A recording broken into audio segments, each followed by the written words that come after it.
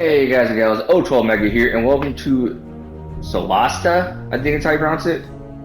Yeah, we're going with Solasta. Solasta, Crown of the Magister. Now, this is kind of like if you are looking for like a Baldur's Gate style game that's not Baldur's Gate. Not saying Baldur's Gate's bad. Baldur's Gate is a very, very good game. It's a very, very great game. I love the game. I'm on my way to perfecting it. I have like 2 more playthroughs to do, and I'm good. Aside from that, this is kind of like one of those games that'll scratch your itch, but you don't want to spend the full price for like Baldur's Gate. So you have pre-gen characters that you got a crap load of pre-gen characters. But if you don't like doing pre-gen characters, did I just see a fucking lizard? Ah, it was a dragonborn, okay. You can create your own personal character, which we are going to do for this adventure. There are 3 campaigns. 3. A standalone and 2 that connect to each other. So we have a lot to go through.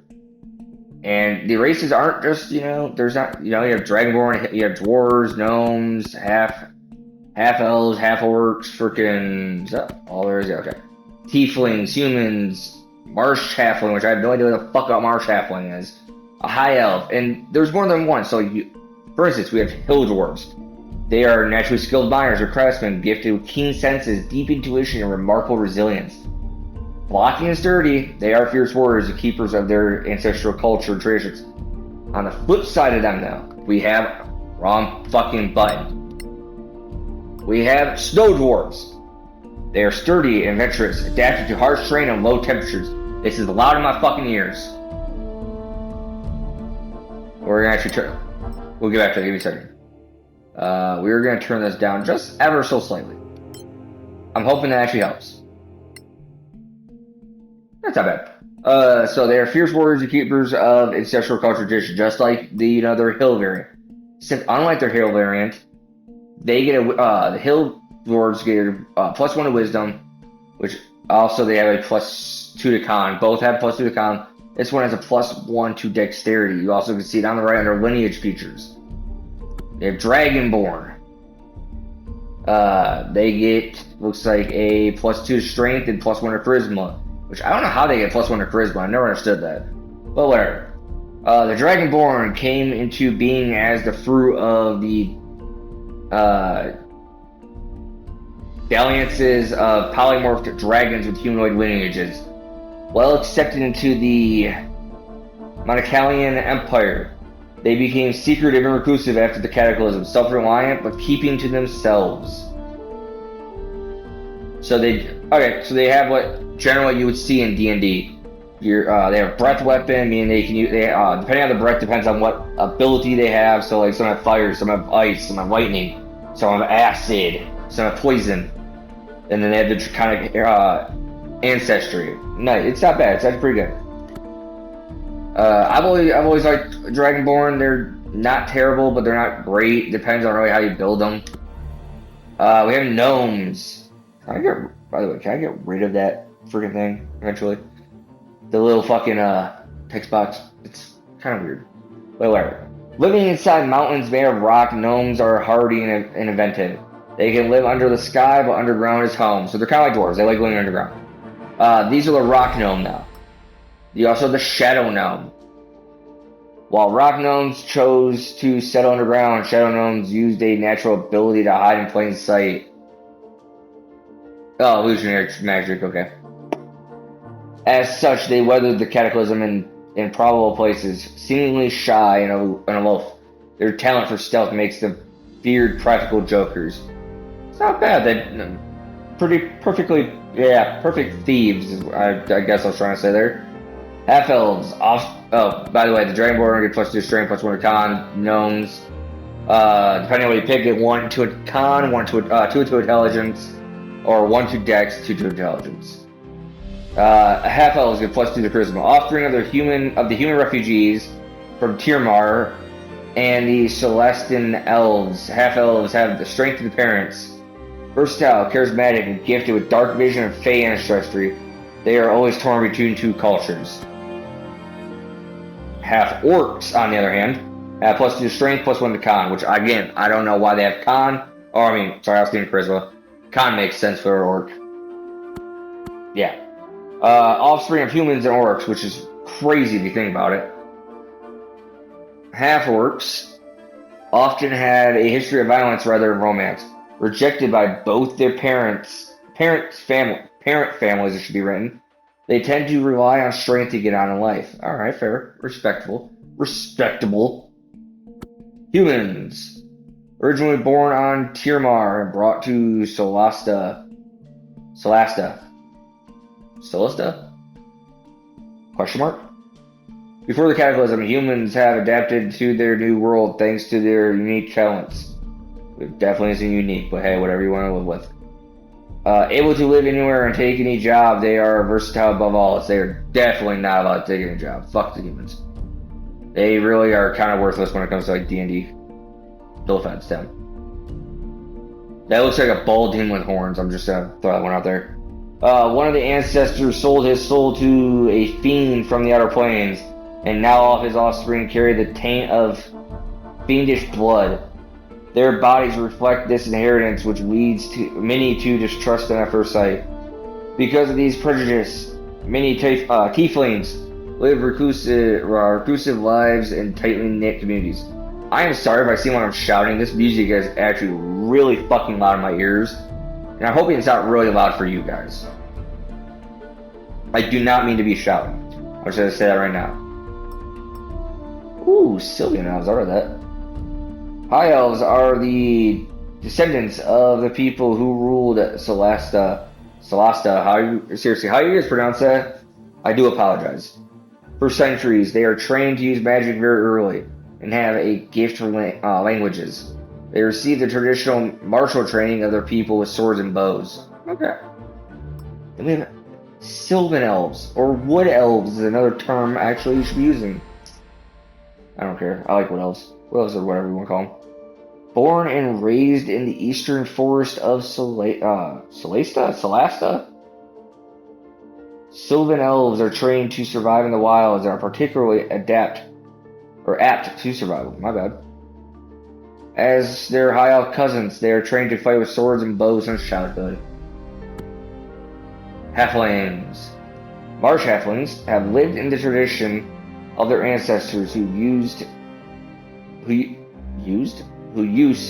to move, fight, and even sleep in swamp terrain.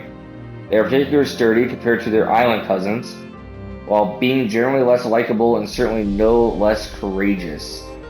Oh, before I get on with this, humans had +1 to everything. Tieflings have +1 to intelligence, +2 to charisma. Makes them good. Honestly, it makes them good mages. 2 to dex, 1 to wisdom for Sylvan elves. And then their high elf cousins are +2 to dex, 1 to intelligence. Makes sense, because these guys are more magic than these ones. Yeah, I keep pressing the wrong button. So the Marsh halflings are 2 to dex, 1 to con. And then Island halflings are the children of adventurous halflings who left the northern marshes to venture south and settle in the sunny islands. Discreet and brave, they are inclined to be affable and get along well with others. +1 to charisma, +2 to dex. We're probably going to play, I hate to say it, probably going to play a Sylvan elf. And you're like, but why did you say you hate it? I don't. I love wood elves. I'm actually partial to tieflings since playing Baldur's Gate 3. Honestly, depending on what I would be running, I would actually play a Dragonborn. But here we are going to be playing a Sylvan elf for this first playthrough. Boom. We're going to be female. Because I'm weird like that.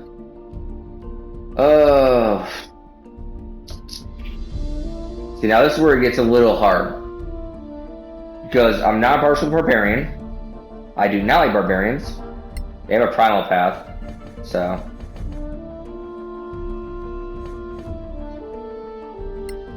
I have all the DLC involved in this too, by the way. So it's not like we don't have, all the DLC. Okay, so each one has their own little thing: divine, monasteries, martial arts types, druid circles, sacred paths. Alright, I hate to say it, but paladins and clerics are the goddamn same thing, basically. One's a fucking priest, one's a knight. Let's be honest here. If anybody says otherwise, they're fucking idiots. I'm kidding. You're not an idiot. Everybody has the right to believe what they wish. Honestly, you can really just kind of argue with it. I will argue with you in the comments. We'll keep it civil, but I will argue with you on it. I am serious. Like, Paladin's honestly no different than like a Templar. They have their own. They have all their own oaths. They're just basically knights with holy magic. Let's be honest here. Clerics are literally just priests that learn to fight. Rangers. Okay, why are you? I like Rangers. Rogues are cool too. I like rogues. Sorcerers are not definitely for a Sylvan Elf, but yeah, Warlocks are cool too. And then Wizards. Alright, alright. I can give you a hand. What do we have for Monastery? Way of the Open Hand. So this is definitely some key. Way of Freedom.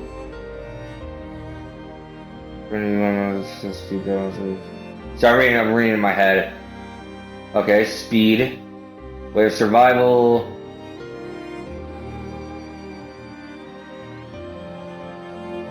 Okay, nice. So Defense. And yeah, so it's key, okay. I was just reading, so I'm not going to use a monk, but... So I'm thinking between Rogue or Ranger, personally. Depending on... Okay, so let's see. Our saving throws are Strength and Dex. Definitely not what we're great with as a Sylvan Elf. Our proficiencies are Light, Medium, and a Shield. Light Armor, medium Armor, Shields.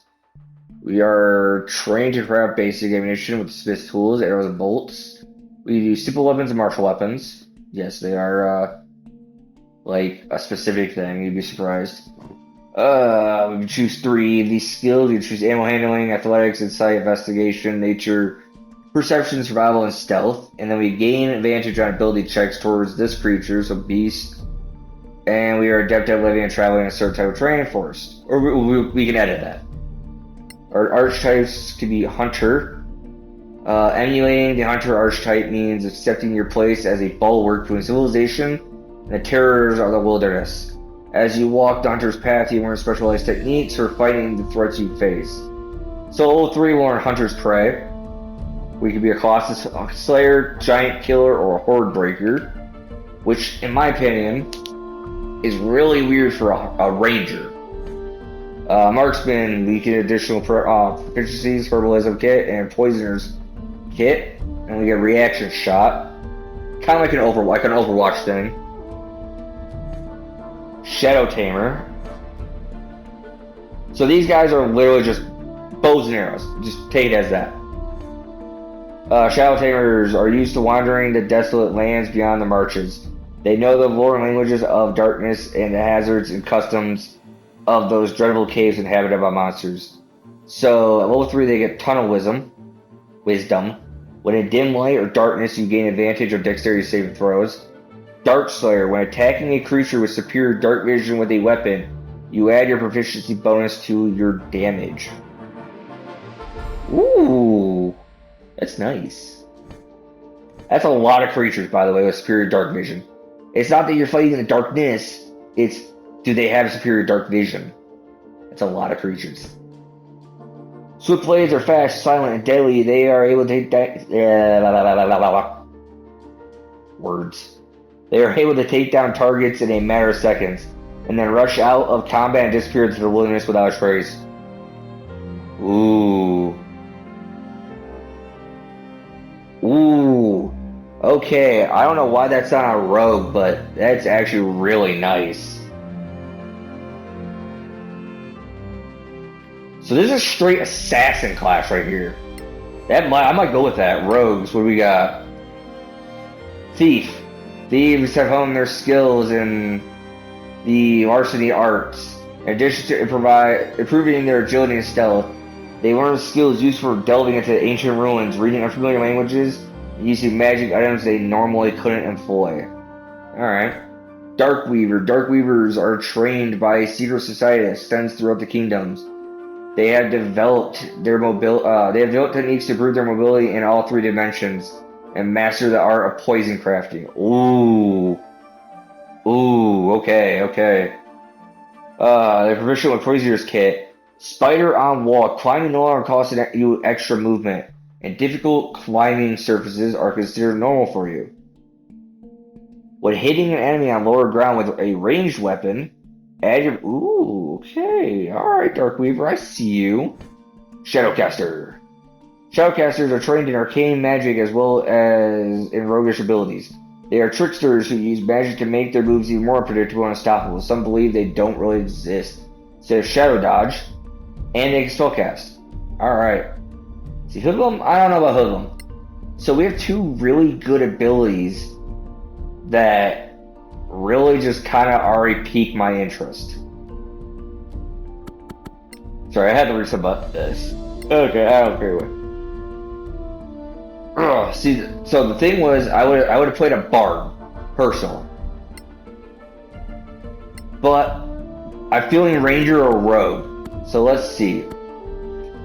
I already read this one. This one gives us light armor only, unfortunately. Dexterity and intelligence. Okay. Okay, I have to check. Which one gives us dexterity and wisdom? None of them. Okay, cool. Simple weapons, longsword appears, and short swords. That it's written so weird. So we do not get bows in this one. Okay. There's no reason to be attacking with a. So I hate to say it, but like Shadowcaster. Oh no, Darkweaver makes zero sense with the proficiency. With the Predator, but with your proficiencies that you get. Well, actually, simple weapons can be simple as darts, so that's not bad. I think bow is a simple. A short bow is a simple weapon. Anyways, and we get rogue. We get thieves' tools, so that's actually cool. And then we can choose between acrobatics, athletics, deception, insight, intimidation, investigation, perception, performance, persuasion, sleight of hand, and stealth.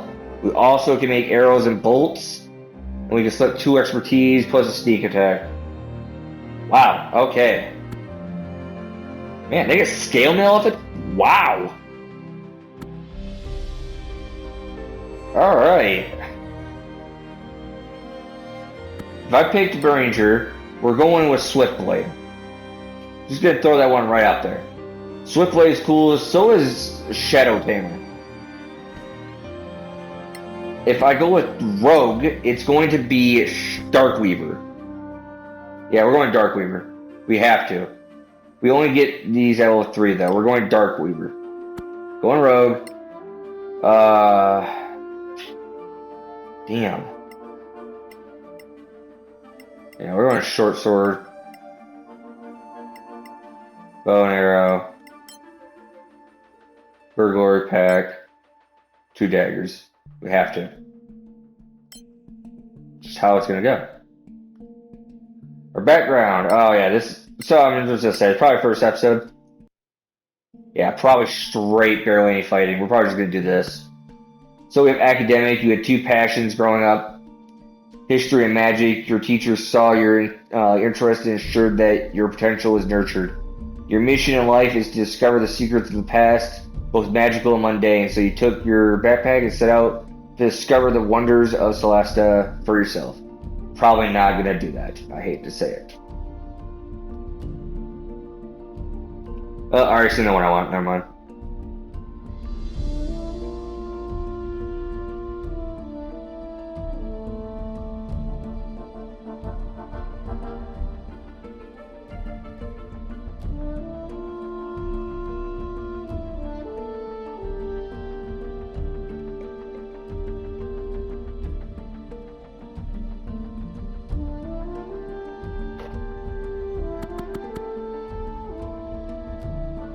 You spent years working as a low-level diplomatic aide, learning the tricks of spellcraft between the Principality, the New Empire, and the Kingdom of Galavan.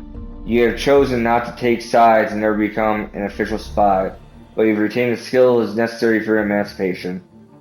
Yeah, we'll be spy.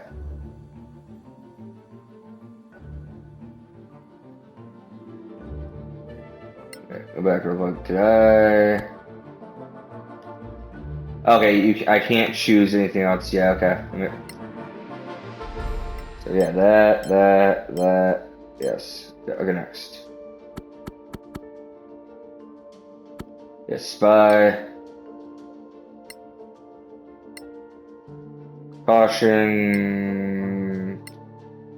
Oh, I am. So caution, tendency to take care of one's own safety above all. Tendency to scoff at principles and values. The tendency to value wealth and comfort. Practicality or principles. Yeah, I like these two. Caution, cynicism. And then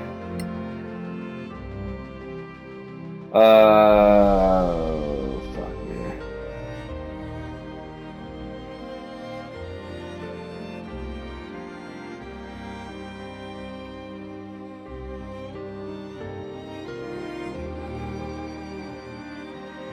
That authority.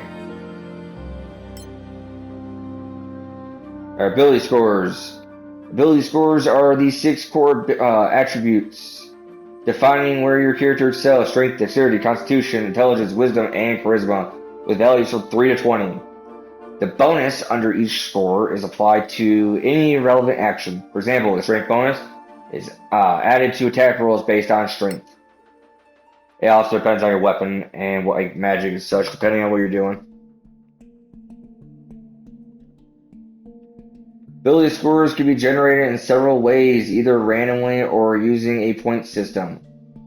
Classes have preferred ability scores, for example, intelligence for a wizard, so make sure your character's highest scores are their class's primary abilities. Okay, well, let's dice roll this shit. How do we roll this? Oh, okay, we can re-roll. So, give me a second here.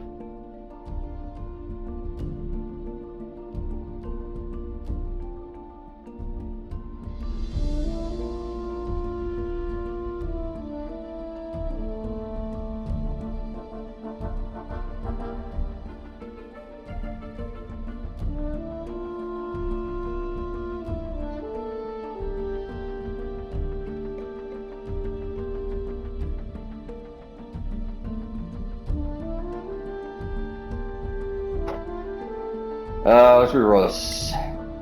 Damn! Alright. So, as a rogue, your most important skills are dexterity, constitution, intelligence. So yeah, 15 in dex, 14 in con, and we'll go with 14 in that. We will take a 13 in charisma, 8 in and a 7 in strength.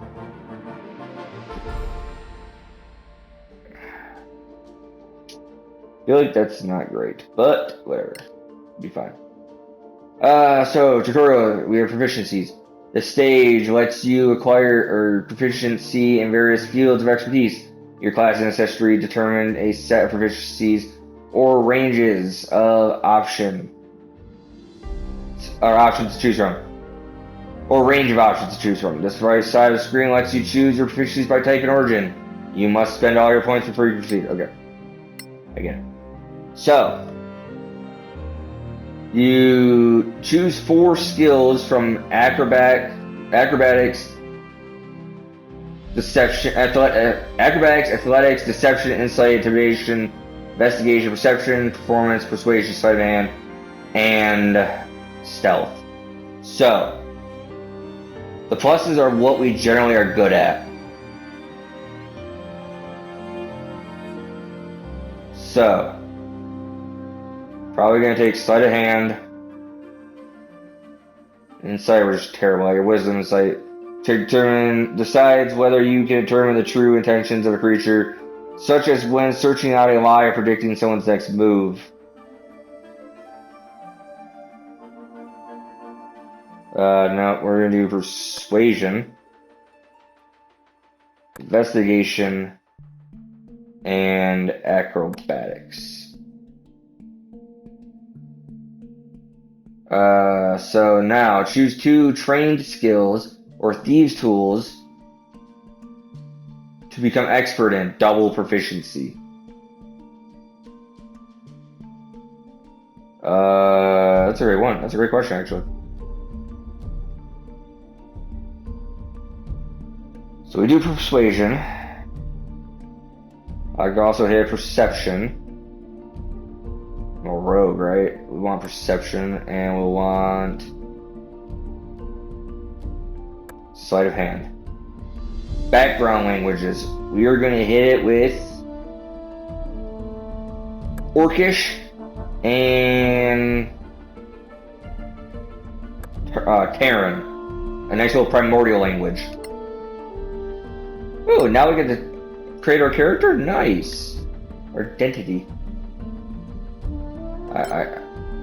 Okay, let's put a name in. We were still an elf.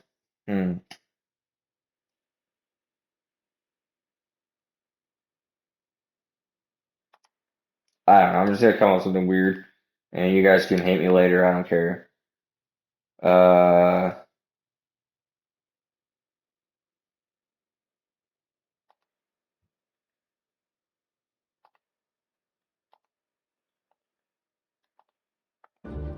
There. Family.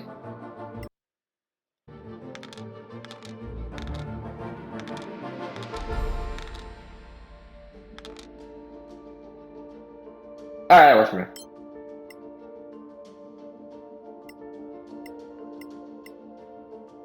It's 9 faces. Honestly, face number 1. Skin tone for an elf.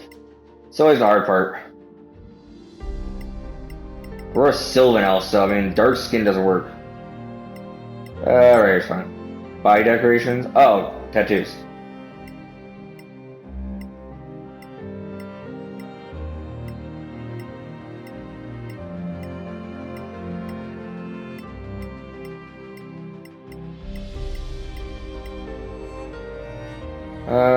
Sure, why not?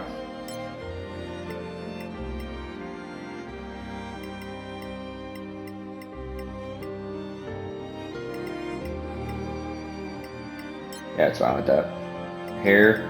Alright, we gotta start from number 1, obviously. Alright, not bad, not bad. Not my type of... Not bad, but not my cup of tea. Nice. That's not bad either. Nope. No. It's not bad. Oh, that's alright. I like that too. The old Viking braids. Actually, we're going with that. Bug butter. Color eyes, we're gonna go with that. That's fine. Age time. I'm seeing a trap. Looks like you did that all your life. Looks like you found something. God, that feels so good. And here's good. Hell yeah. It's rogue, not rogue. Create a rogue. Hold up. It's probably like create one for each character, like each class.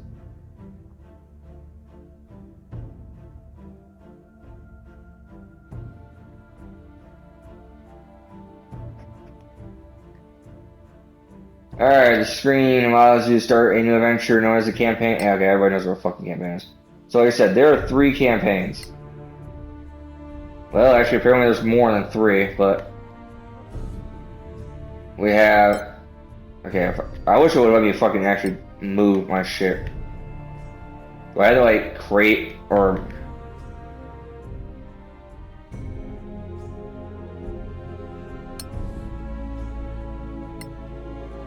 Okay, I see how it works. Okay. So we've offset. I think I have to finish this campaign before I can even move on. So we have story mode. For players who prefer to focus on the story, exploration and combat will be simplified. Explorer mode for players unfamiliar with tactical RPGs or the rule set. Authentic mode, who want authentic tabletop rule set.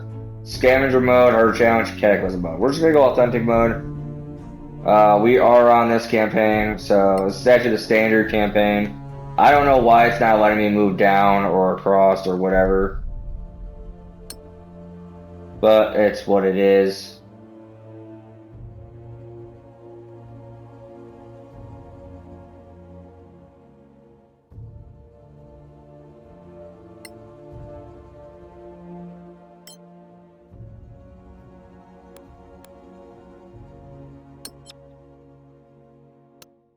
I want to start the fucking. Oh, do I have to actually click my fucking adventure? Oh, do I have to create a party?